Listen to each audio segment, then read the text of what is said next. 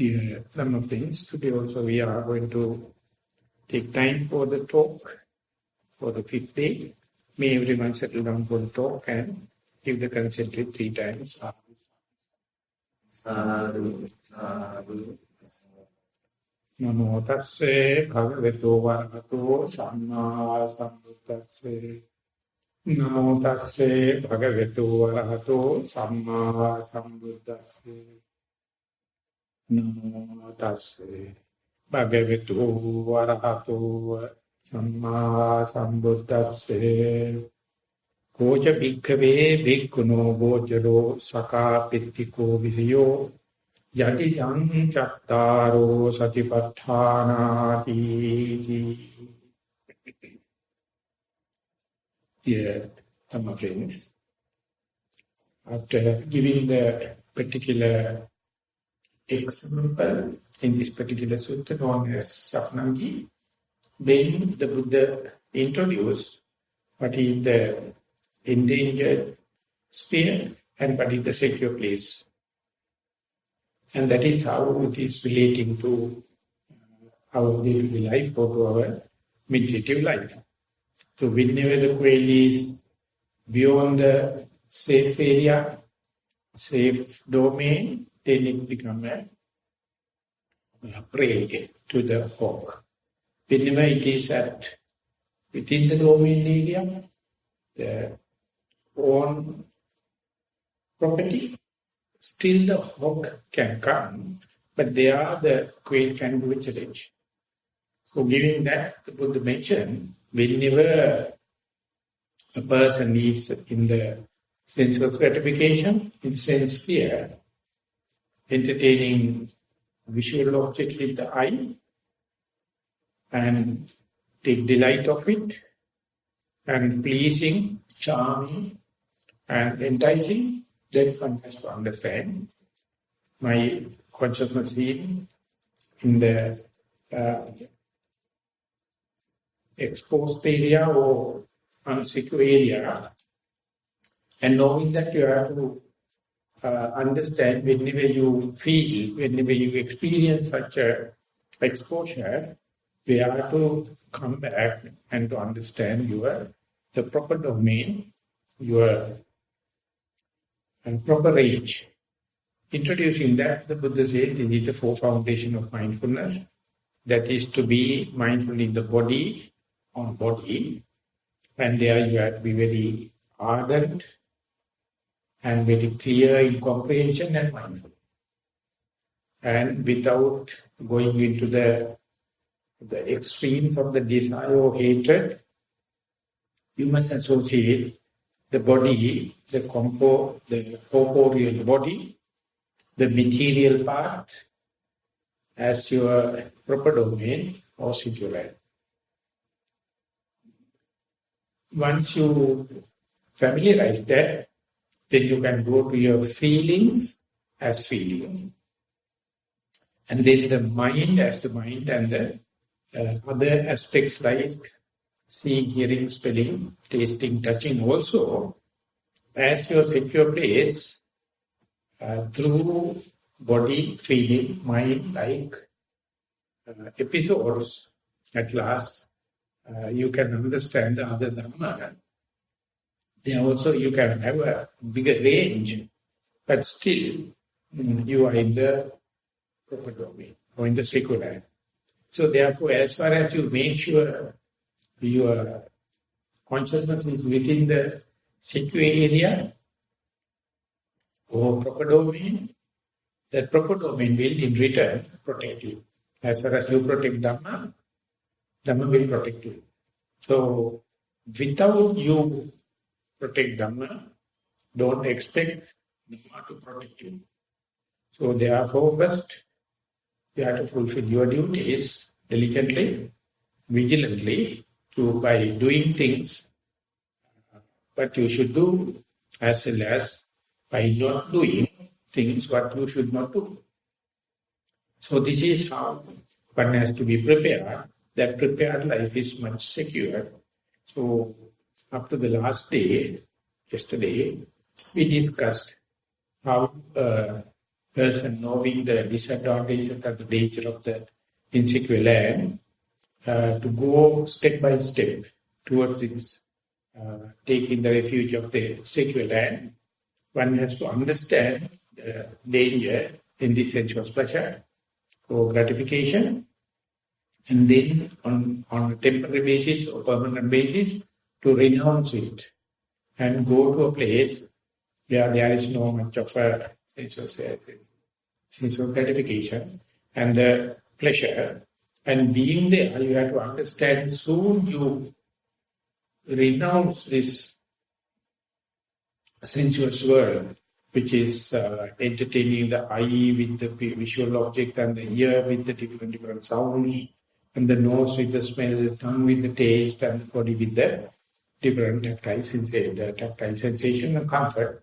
Whenever you renounce, you can see how much the mind becomes agitated, just like a mad monkey going to chase behind this already absent sense pleasure, so that it is chasing behind the sense perception, seeking the past, future, other people and other places. So whenever that happens, that part is only experienceable for the renounced people. So therefore, even though it is an irritation, even though it is a disturbance, even though it is a distraction, you have to understand that distraction indicates you are not now with the direct sense of pleasure. You are now with the just with the sense of perception. That itself is an advantage. You have replaced the tension and the frustration pertaining to the direct sense of pleasure by this frustration due to sense perception, shadow of the sense pleasure. That is what we call 5 hindrances, or raga, kama sanya. Kama sanya means when you come there and sit on your cushion, you can see how much the mind is agitated, how much it is seeking for sense pleasure, kama chanda, and then sometimes hating, sometimes sleepiness, sometimes the future and present, future and past perplexities, and then doubt. So this indicating our mind is directly not involved in the sense pleasure, but it is in the sense perception that itself is enough to send you mad. That mind is called monkey mind. Mad monkey mind, jumping everywhere. Or a wild buffalo taken from the bewilderment and tied down into a hard-driven peg by a rope in the village or civilized area. Then you can understand how much this wild buffalo struggle to break it off and go back to the wild, go for the bewilderment. So likewise, your mind can understand. Don't hate this kind of 5 hindrances or sense perception, or even, of course, it is a hurting thing. It is burning like a torturing like, but it's an indication you are not directly involved in this sense pleasure. So then, in order to do away with these 5 hindrances and sense perception, the Buddha gives the advice of this domain: introduce your body posture, walking, sitting, standing, lying down. Wherever when you are in 4 cardinal postures, be aware. Here, now I am sitting. Here, now I am walking. Here, now I am lying down. Here, now I am standing. So, these 4 cardinal postures indicate kaya anukasi viharati. You see the body as a lump, as an agglomeration of different things, basically 4 elements: the water elements, the earth element, fire element, and the air element. They display different postures, whatever it may be. If you can understand, body is not a unit. It's an agglomeration. Don't look at it as me, or mine, or myself. Try to understand there are four elements working together. Whenever you pay attention, out of these four elements, only one is up, and the prominent element is suppressing others. It is domineering, so therefore whenever the air element is prominent, earth element, water element, fire element, not much prominent. So you must understand the body represented by four elements, and at a given time, out of four elements, only one is prominent. That prominent object is suppressing all the other three. It is total capitalistic system. So in sitting, you see air element. Expansion, contraction, inhalation, exhalation, air element. So they are, it is different from walking. Walking, the earth element is important. Where you see the hardness, the softness, coolness, all the kind of thing in the earth and your foot. And it is not air element. So likewise, just to give you examples, at a given time, one or the other element will become prominent. So you must try to start with whatever the prominent is. So there cannot be any disappointment telling, I have not seen this and that, because the simple instruction says, start with whatever prominent. Because at that moment your mind is not with calm and quiet, so it can't catch and handle subtle objects.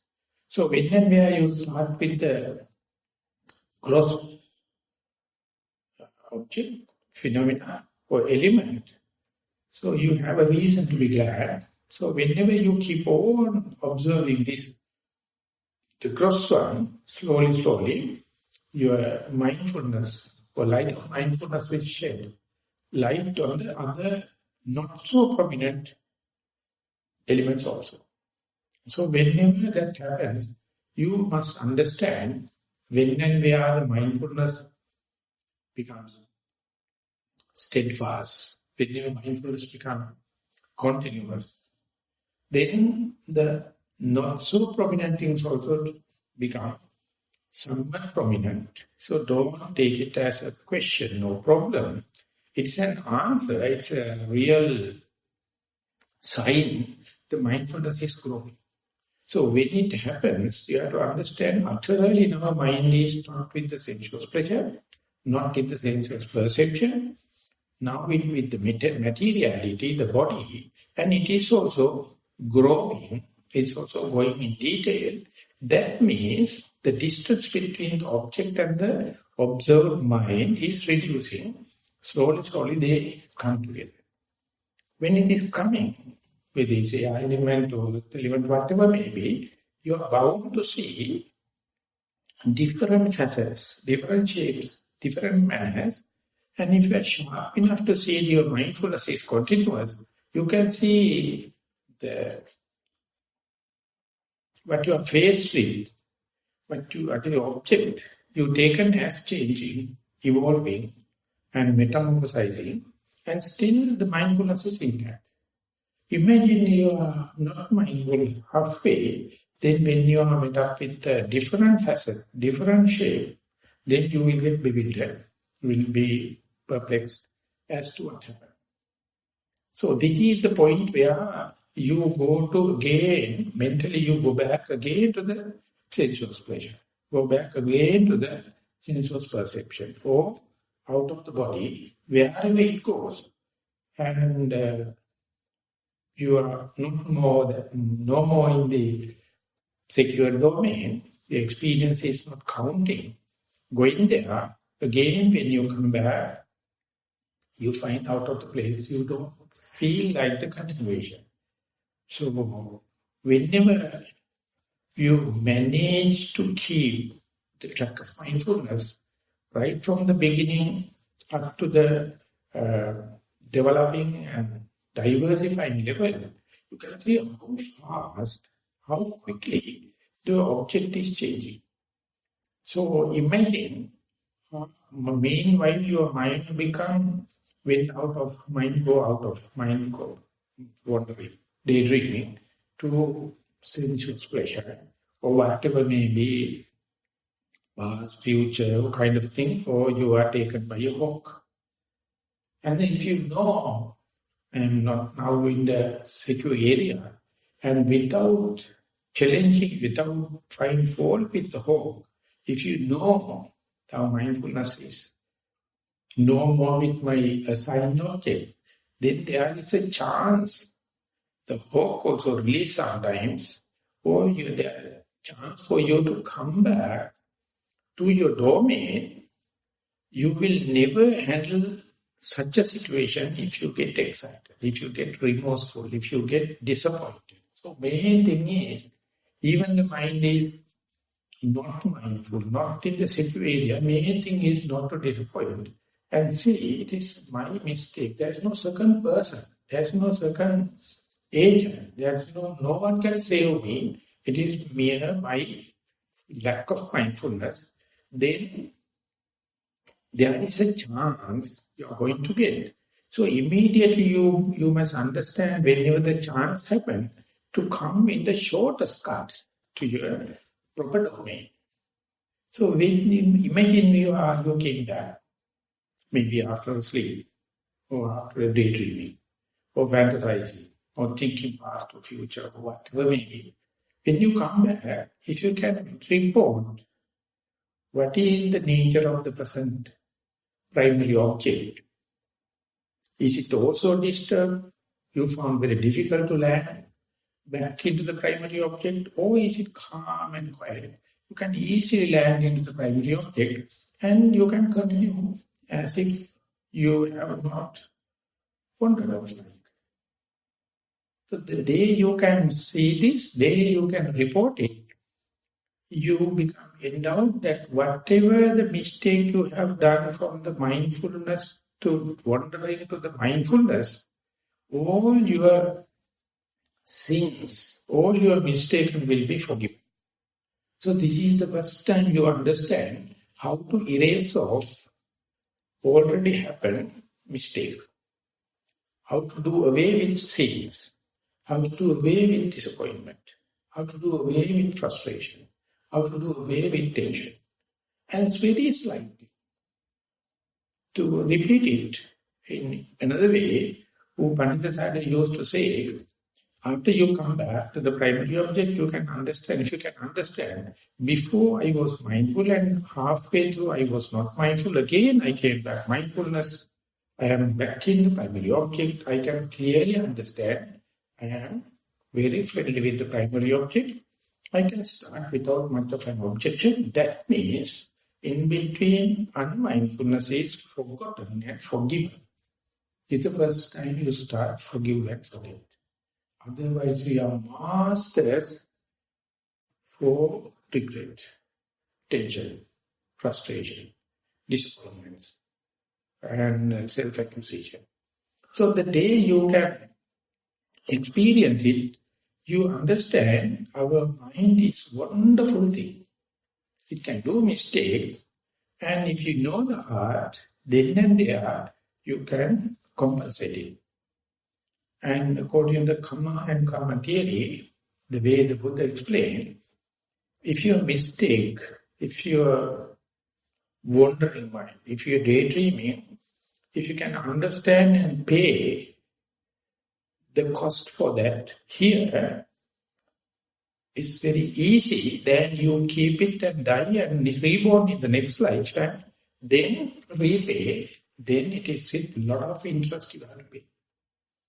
Dittha Dhamma Vedaniya Karma, Upapajja Vedaniya Karma, Aparapariya Vedaniya Karma. If you can pay here and now, immediately you can understand, forgive and forget, come back to the primary object, and you can pay for the mistake.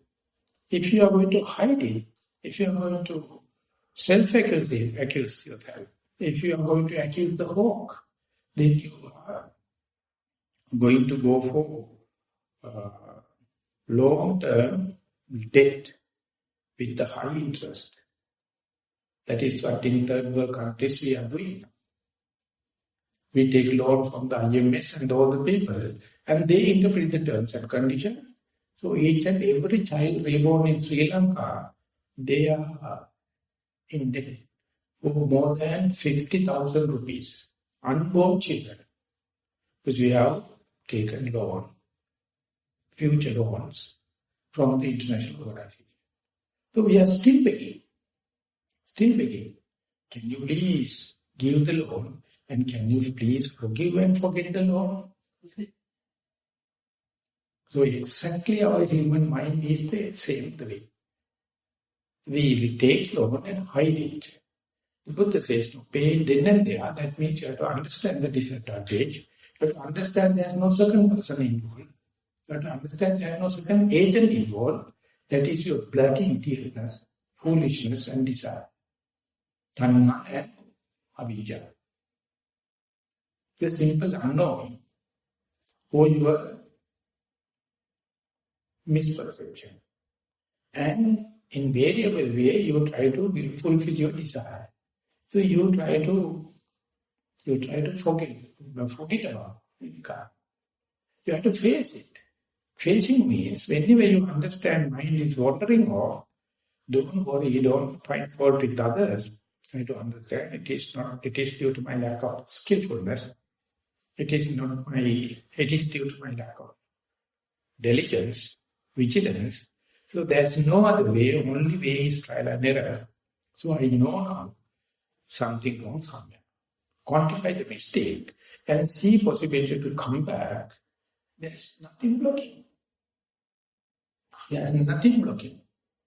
That's a human endowment. We are not beasts. We are not devils. We are not other beings. The human sphere, you can come back. When you come back, you have to verify it, whether I have landed properly, safely on the primary object, and can I continue as if it is undisturbed life.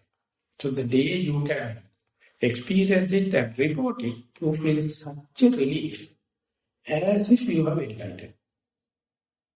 Because you know the quantification, you can come back, you know in time to come.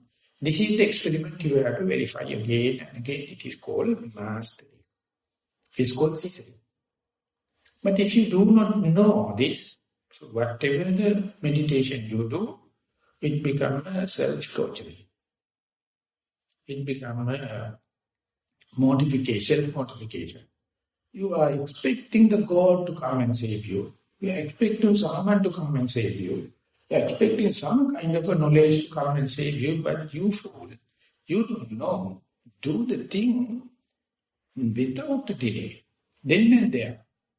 So it is no way to incorporate this by a software into a computer life, or by a surgery, or by a pill, or by say grace with the teacher. Nonsense. Bullshit. You have to try. You have to do again and again. One day you will understand. Main thing is wandering mind is natural. Wandering mind becomes problem once you renounce only. At household life, there is nothing called wandering. You are very low. So you are the person renounced, not your parents or not your loved one. And once you renounce, you have to expect that the wandering mind becomes agitated.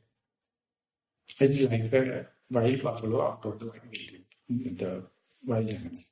And expect it and try to not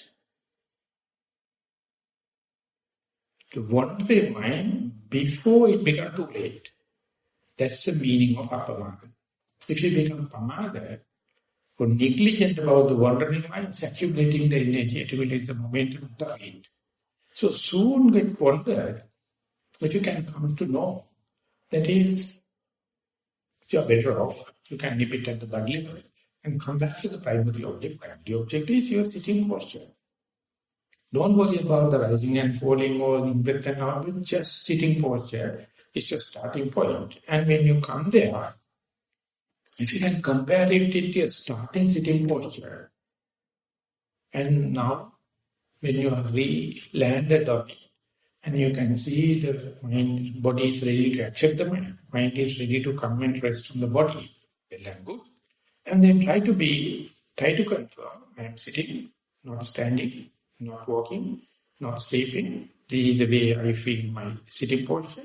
and be happy because you are back in the secular. And then when and where you try to keep this body posture intact, then slowly it will go either to the breath or the rising and falling or touching point, whatever it may be. Then it will again go deep into the, plunge into the primary object, so that the noted object and the noting mind again come closer and closer and closer. So one thing is, when and where it is wandered off, means not to worry and bring it back without much of a rush and start again as if a beginner's mind.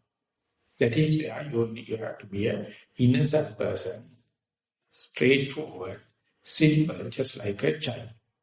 I'm not asking you to be childish, I'm asking childlike.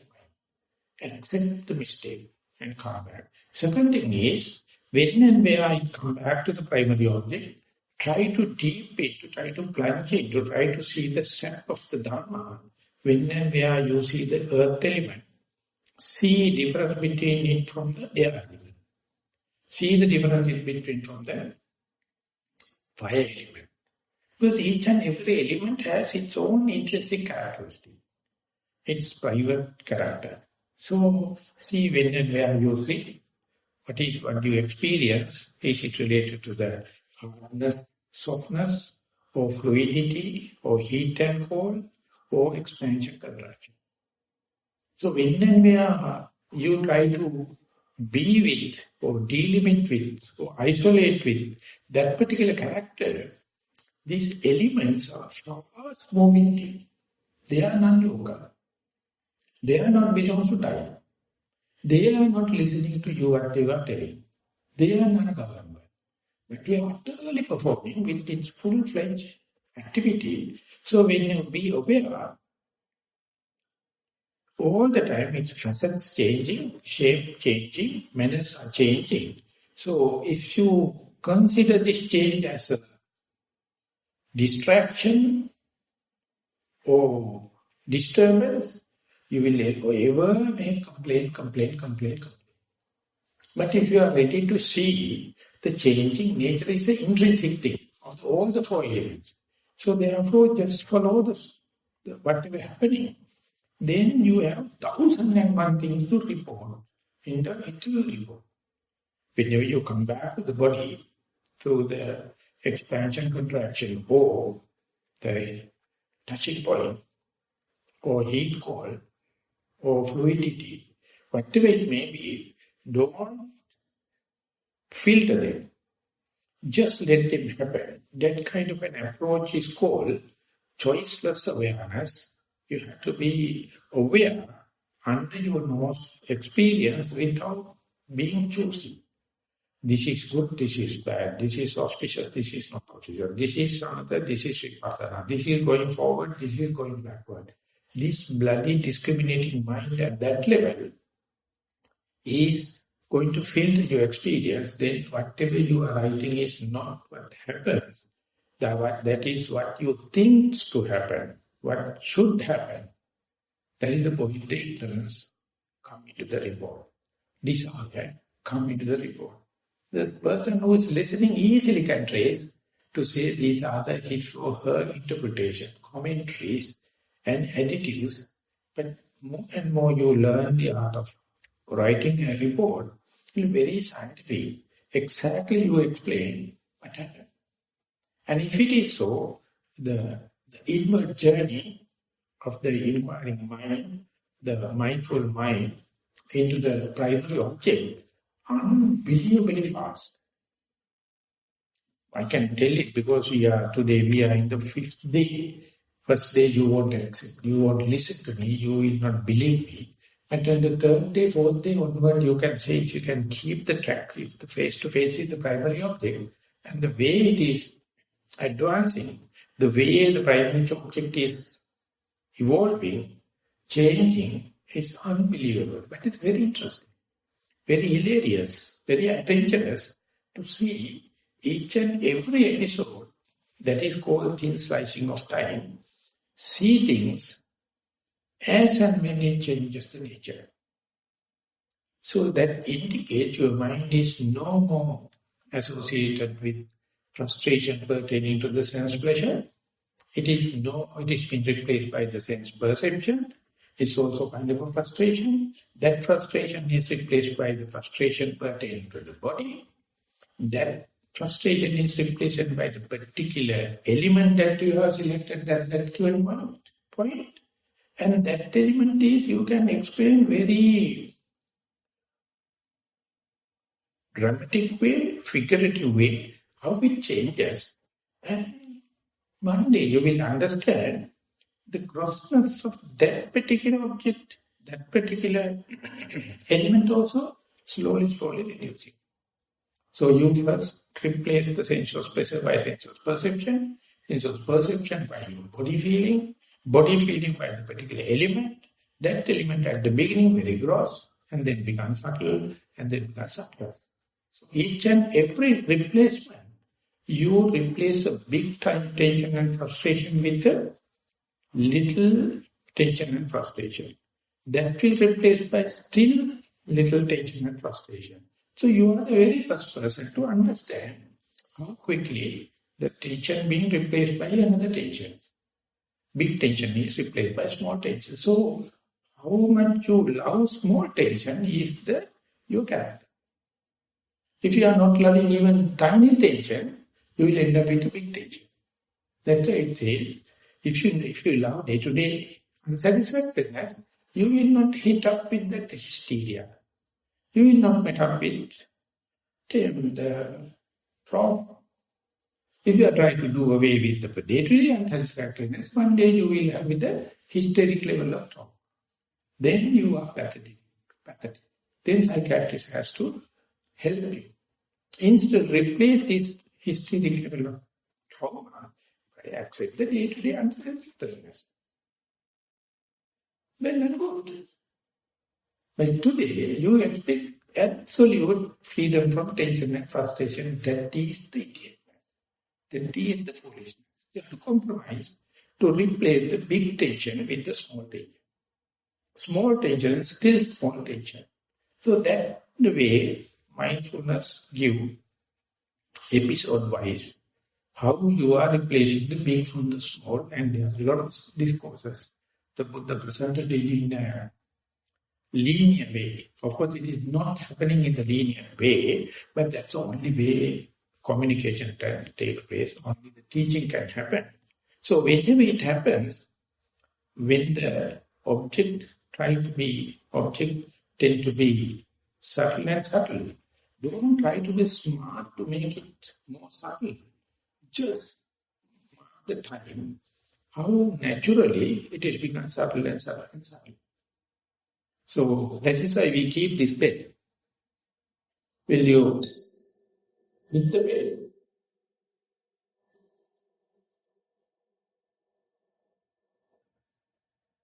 It is naturally fading off. What you have to do is just be. Don't disturb it. That's the most difficult thing.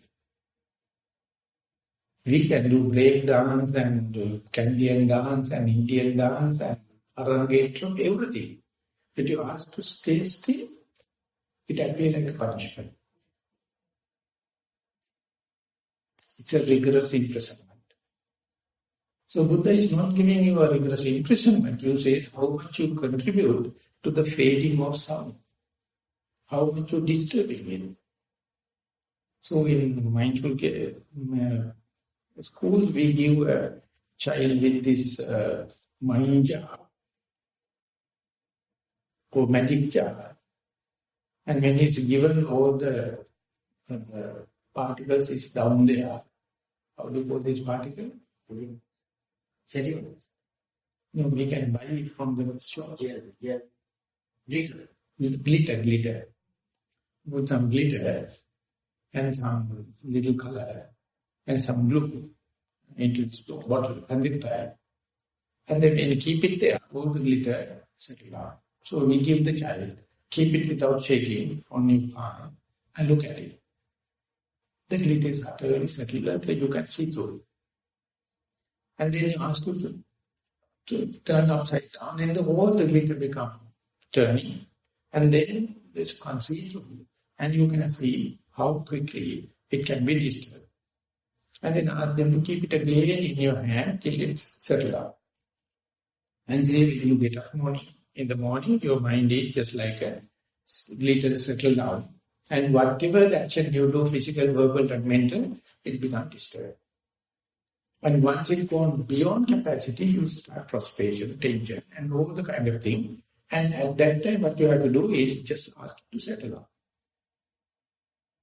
So once settled down, again you can see clarity in the mind, all the precipitations settle down, and you can see.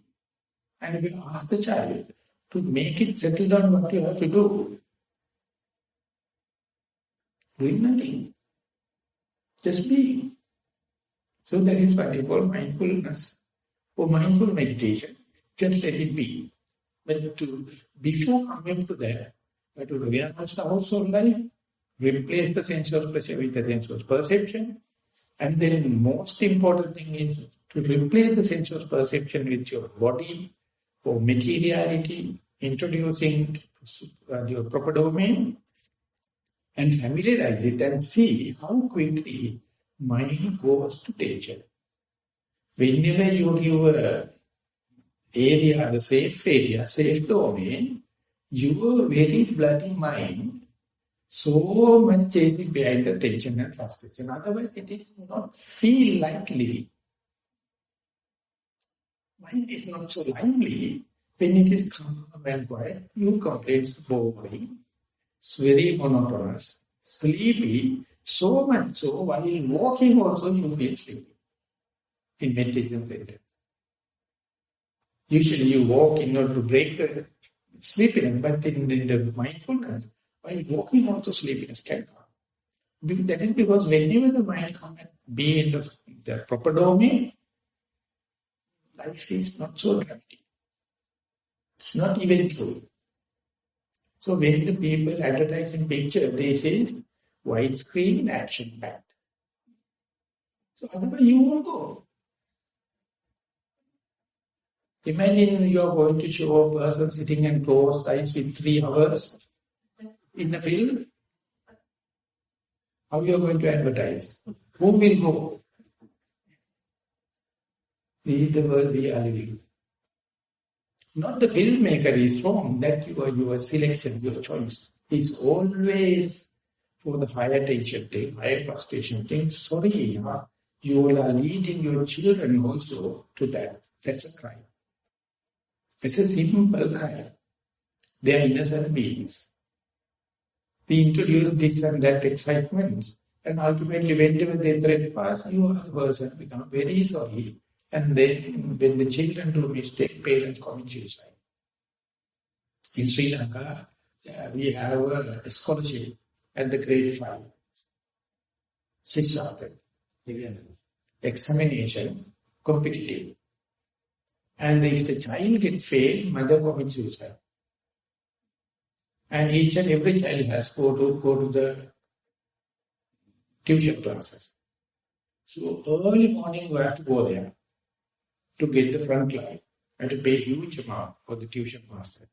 So what the parents are doing is they go last evening and sit. Wait till the child comes early morning and then give the seat to the child and go there. And then the child has to sit from morning to evening in that place. And even the Sunday school classes in the temple, they have no time. But they are very busy on weekdays, weekends. And if the child fails, mother is completely upset. And then imagine the amount of dosage you are going to give the tension to the child at the age, the 5th grade, that means age 10, 11. Then onward they are competitive. So they are being just like a pulled rubber band, the utter tension. So this is what we call the development. We call the creativity, productivity, and we keep on. And instead the day you learn how to settle down the gross breath to the medium breath to the subtlest breath, And to go deep, deep, deep, deep into that, you can see how much the mind becomes frightened, how much the mind develops phobia, how much mind develops nauseatic feeling, allergic feeling. It feels like outcasted. It feels like lonely. The Buddha gave complete different sets of words. He said, don't say lonely, tell it aloneness. Don't say outcasted, tell it solitude. And this is the pleasure. Because you are with your body, so it is inalienable pleasure. Unalloyed pleasure. Whenever you eccentric, tension comes. So once you have to introduce this kind of a situation, it is free of charge. It's a walkover without defeating Sama. So you understand there is a methodology. It is also not happening overnight or one simple episode. Number of episodes 5. And each and every change of the episode, you must be wise, radical in reflection to take the least frictional path over the comfort zone. If you let the rational mind to select, it will select the highest frictional path. It will select not the comfort zone, it is the extremes. So that is why soon the Buddha enlightened the first sermon. He says, I managed not to associate the extremes, but to come to the middle. Even if it is boring, I found the middle path. I found the Eighth Noble Path. So Eighth Noble Path, you hit whenever you know the mindfulness continue from object to no object situation. At the beginning, you develop mindfulness in particular primary object. That becomes your safe land. That becomes the proper domain or your heritage, that your own one. But later it also dwindle off, fade off, tapering off, and you slowly understand, just like a tightrope walking.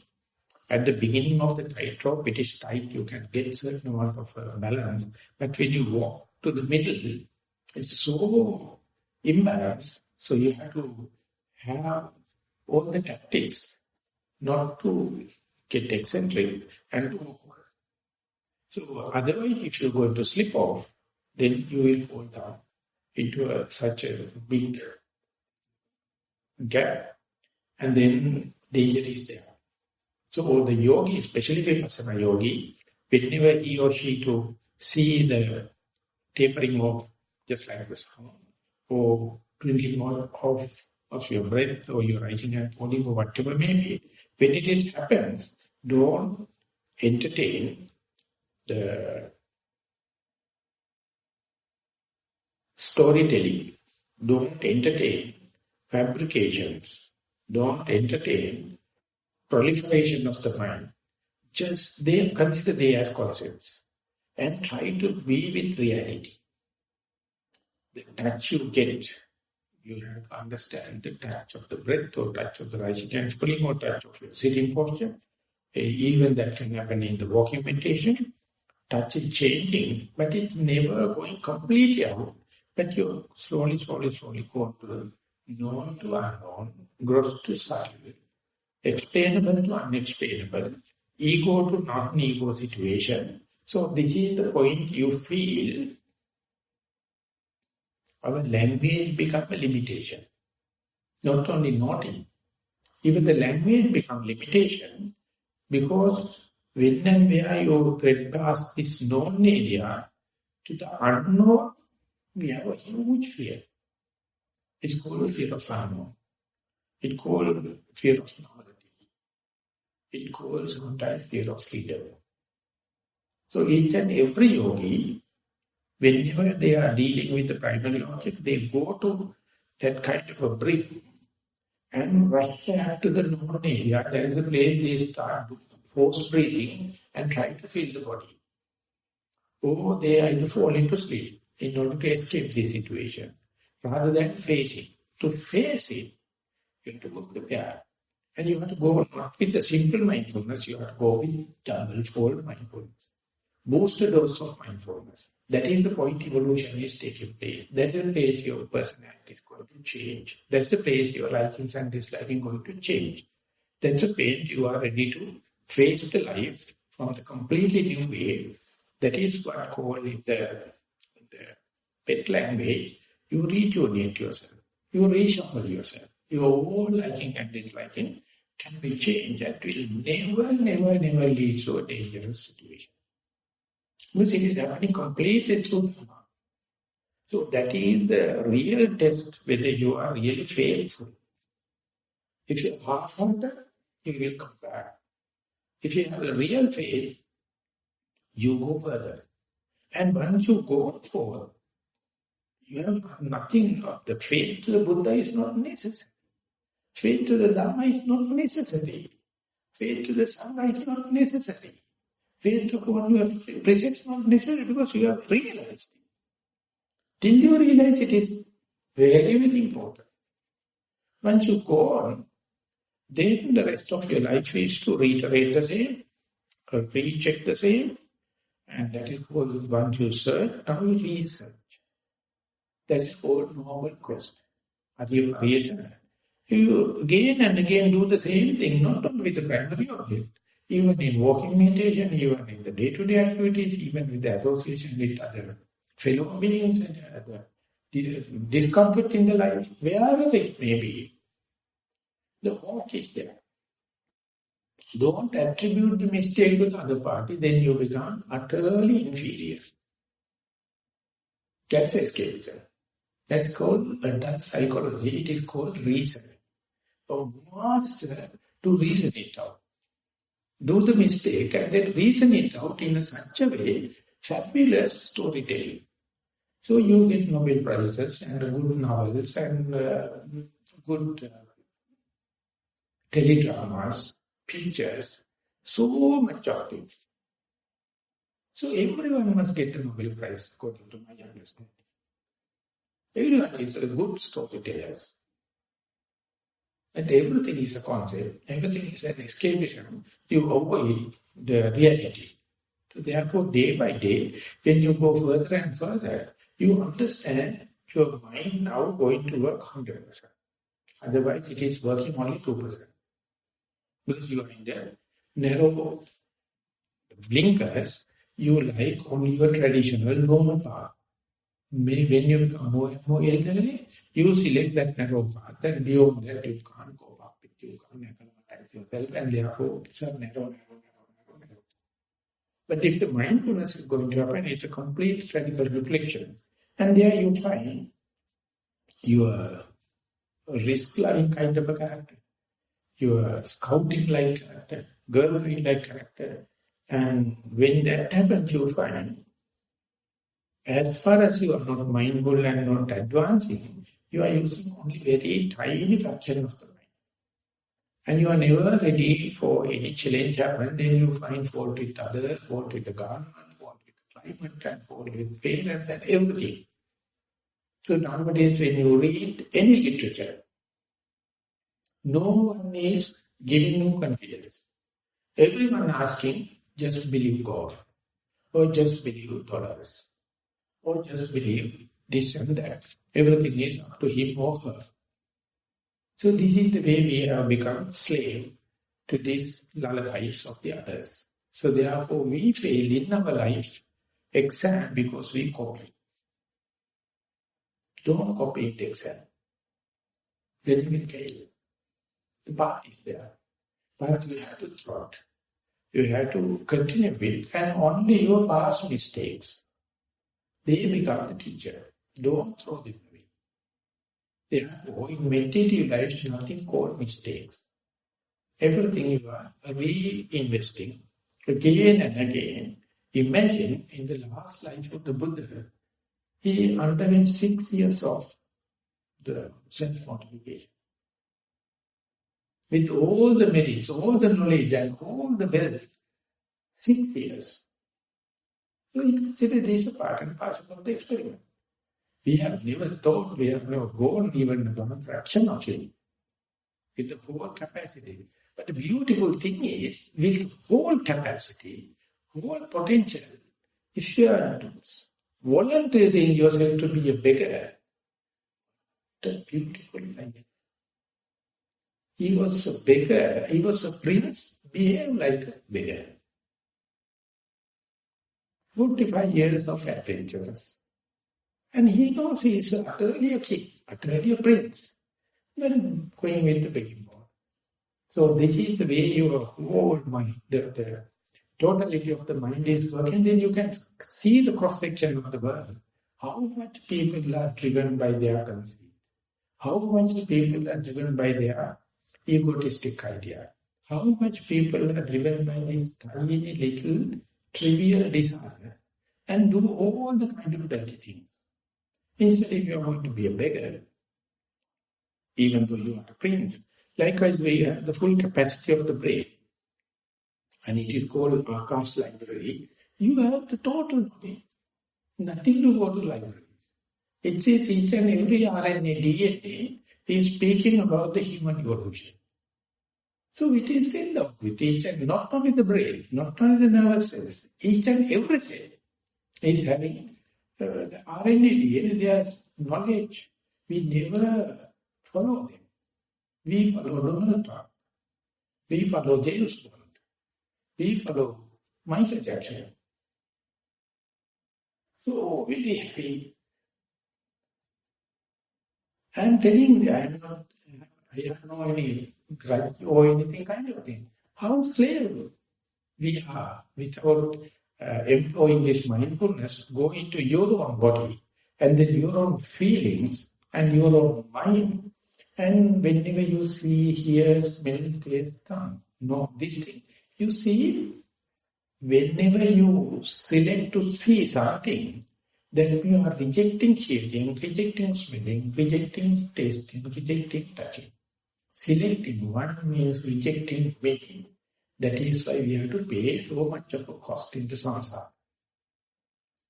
Selecting one means a crime. Imagine choiceless awareness. Give a full range, don't pick anything. Or it is called evenly suspended attention. Suspended decision. Then you have the full potential for anything, but not selected. Soon you are selected, you get committed. So mindfulness right from the beginning teaching you the choiceless awareness, and that itself is a character of the innocence. You have full capacity, you have full rights, you have full knowledge to select something, but you never select. You let things happen.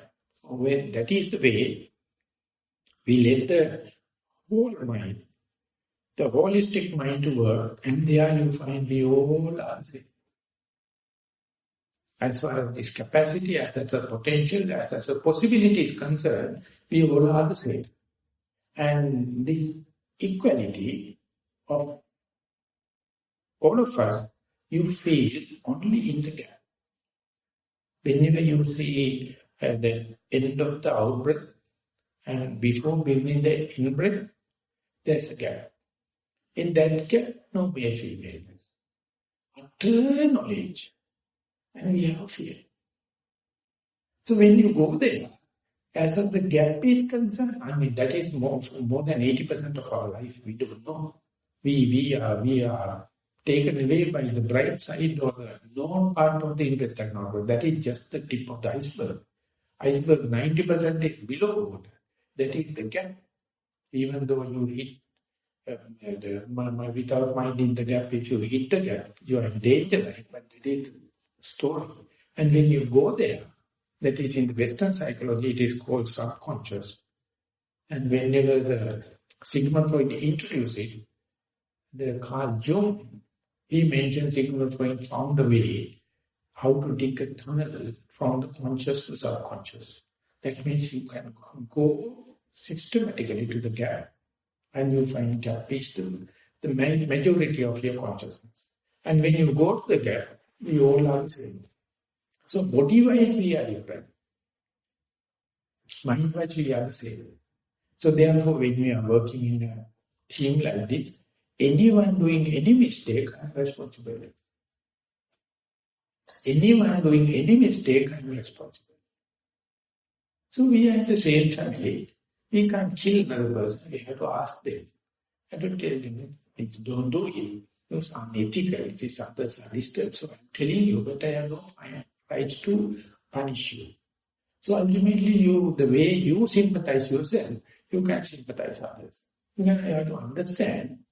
Without understanding, only we find others at fault. And ultimately, we attribute my suffering is due to this, that, this factor. So this indicates your inferiority. So when and there mind wanders off, and if you're lucky enough to get a chance from the walk, if you know how to come back home, and if you can report how familiar, how friendly you can land back in back at home, and report it, then you understand mind is already enlightened. Now, first time I came to America, I went to Houston, Texas, and there's one person, not me, we went for a sightseeing. And I asked specific question I wanted to ask because what is the side I was taking? When the Saturn V rocket is taking in the Apollo 11, 12, 13 light, to take the shuttle up to 6 miles against the gravity, it has to burn 3 rockets. 88% of the whole journey full, either solid fuel or liquid fuel. Then it is 6 miles above, and they can take an orbit. And there, if the shuttle is shoot with the 6 miles per minute kind of speed, it can maintain. It can go against the gravity, so it is rotating, orbit. And they don't know when it is shooting to the moon or whatever may be, there is no friction. It's just you have to push it. Direction, because there's no air. There's no need to any fuel. On the way back also, from the moon to the come out of fuel. And when you come back to the orbit, very dangerous. It says it has to calibrate the angle of entrance up to the 100 point. It says 4.68 in the angle it has to go into the air, otherwise it will burst. Otherwise it will pop off. So it's a very thin air layer right now. When you come back, if you go flat, it will push off. If you go direct, burn. So exactly the angle it has to come. So when the mind goes back, when it comes to your primary object, take care about the angle. Otherwise it will burst. Otherwise it will bump off from the mind, wandering to the wandering to the wandering. So when you come, the day you learn the landing, how to control the thin air, and then not directly coming to the earth, rotating, going into the very deep layers of the air. We are living in the deepest layer, and then falling in the ocean Atlantic. So whenever the mind going out, it is dramatic, but the most higher calibration is when you come back. So tomorrow when you go back home, be careful. You are making so much of problems with your family members. Because you don't know how to land back. You say, so you are in a meditation, so you have to treat that like this, and I am not going to take in dinner and kind of thing. So much fuss. So family members know you are already mad. Now it is more aggravated. So they are not going, but you have to come back. Each time you come back, mind you, the way you are landing. Landing is you have to report when you come back. Are you really, without bumping from mindful wandering to wandering, when you landed, and when you land, what was the primary object? Was it calm down or it's agitated? How once you come back? The day you report it, you know how to compensate your mistakes, how to compensate your unmindfulness. So therefore, we can put it in this way. How to handle unmindfulness is much, much difficult than how to learn mindfulness. How to learn unmindfulness is the sympathy to other people. How to learn unmindfulness is the sympathy to your own mistakes. Each and every mistake you have done is erasable. And nothing called our enemy. Then worrying is going to give so much of distraction. So don't worry. Because we have at least introduced your primary object, or your body, or your feeling, or your mind, or your other object. So you know where to come back. But it is not happening. So you have to monitor it. Monitoring, sarati, vivarati, uttani karoti, deseti. First thing is you have to understand something from somewhere. Let's say, whenever you come to the mindfulness, you have to verify, now I am mindful how. Exactly the way, whenever you are unmindful, bewildered, wondering, how to verify that I am unmindful. That is a higher degree mindfulness, knowing that I am unmindful. And then vivarati, don't hide it. Don't find fault with the hawk. Don't find fault with the garment. Don't find fault with the climate. To understand, this is my own mistake. Because our primary object is boring. So therefore mind is jumping to the dramatic thing. So now I am in dramatic, I know in danger. So we will uttani karoti, but to understand no harm, even with mistake I can go back. Even though it is boring. Because it is secure. So you have to understand the disadvantage of this being in the sensuous pleasure. In terms of wandering mind.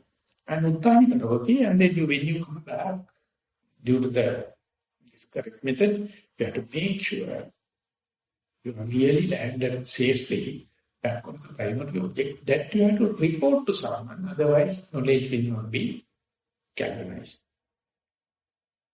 Knowledge will not be hard. So that is why we do in the interviews, or what you call the reporting. So you have to report to another person who has done this before. And while reporting, you galvanize it. You sharpen the knowledge, not that you are not going to do any mistakes here. Of course you will do enough mistakes. But each and every mistake, you know how to recover. Don't give that help to someone. It is up to you. And that is also you can't do when you become too old. When you become too sick, who have the deathbed.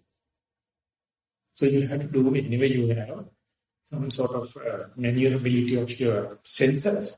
And each and every mistake is a teacher. So that is why the Buddha says one day to the monks, monks, you must understand your domain, secure domain, and your ancestral territory, and you must understand what is the vulnerable area. Knowing that, restrain yourself not to go into the unknown area and to be in the territory, your own safe territory. And then Buddha says, wait a minute. I remember in my past life this event. And even though I went into the unsecure area, even though I got caught into the hole, I got a chance. I was very smart. Let me tell you, even if you get caught into the hole, there is a chance. Don't find fault with the hole. See, it is my mistake. I am responsible. If at all had I been in this my own domain, even I can tell it the hole. But now, sorry, I have gone.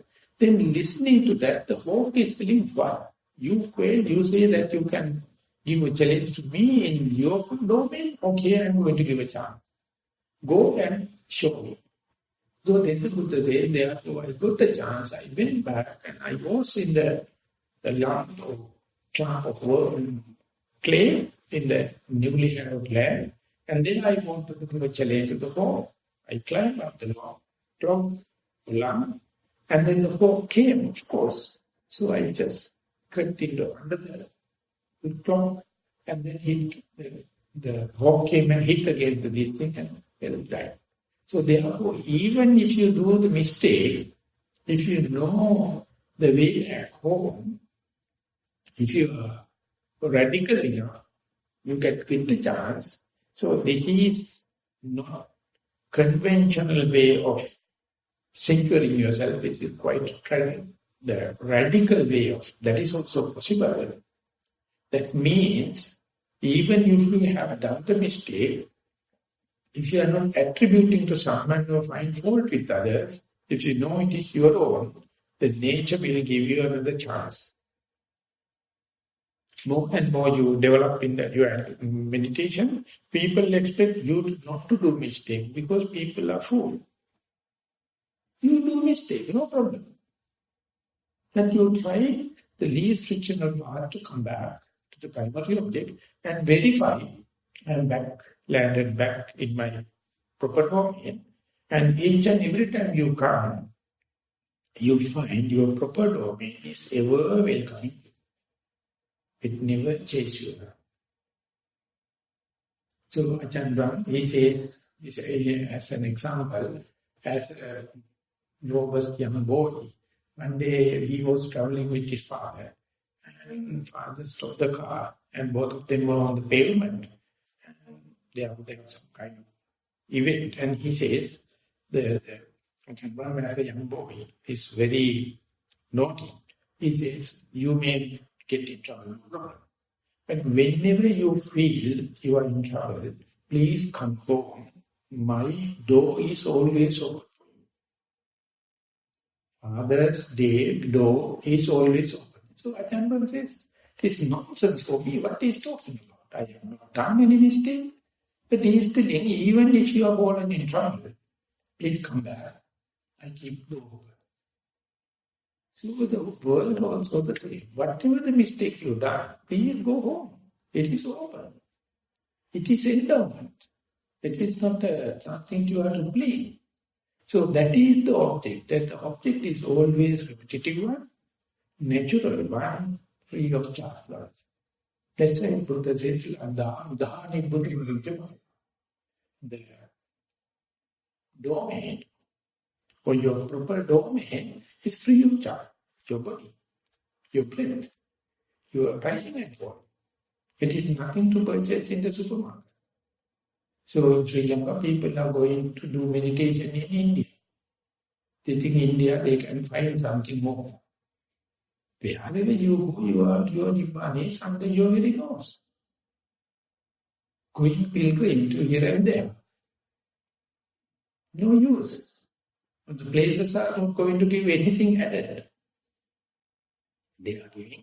Wherever you may be, if you can keep the under your very nose, then very easy. And the under your very nose never happens unless otherwise you will listen to Buddha. In your day-to-day rational thinking, it never happens. Even if you give it, even if you try it, so much of trial and error you have to do. And once you season it, once you know the art, Buddha says, even if you are not enlightened, even in your deathbed, even in the last fight in the death, you may be bewildered. Completely you may be unmindful. But you will be taken to a safe land because of your already developed seasoned mindfulness. Even at such an unpredictable situation. That is Sutta Nudatta. That's a particular Sutta. In this life, while you are living, if you have seasoned the mind again and again to bring back to the proper domain, even in the troubles, the culminating one at the deathbed, the mindfulness will take help and taken to the safe level, safe heaven. So that is why, not to get discouraged, if each and every failure, each and every this thing is a galvanizing thing for you. So person, whoever may be striving, definitely will end up with a success story. But if you are trying, you are wasting your time.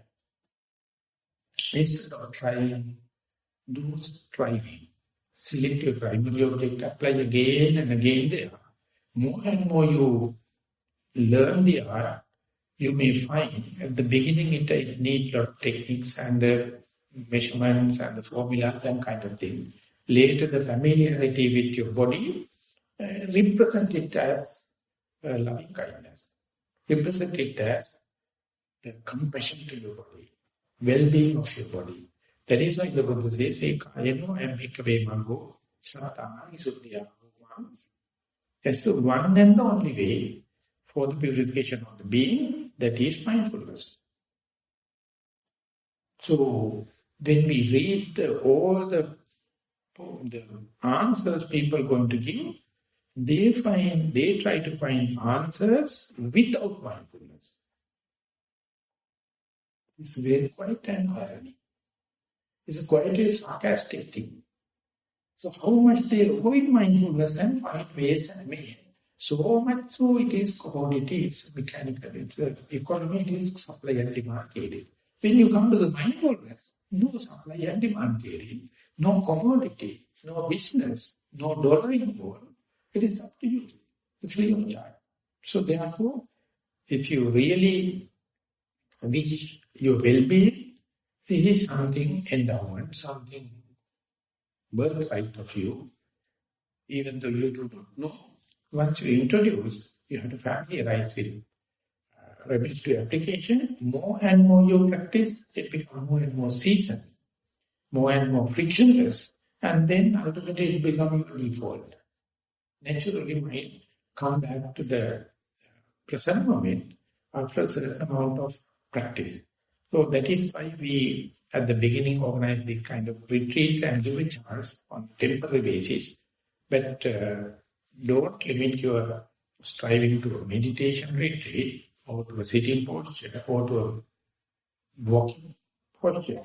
Wherever you may be, take your posture as your solace, as your oasis, as your pure land, and learn the art how to come back home. So I would like to sum up the day's talk today with that remark. Thank you very much for listening. Sadhu, sadhu, sadhu.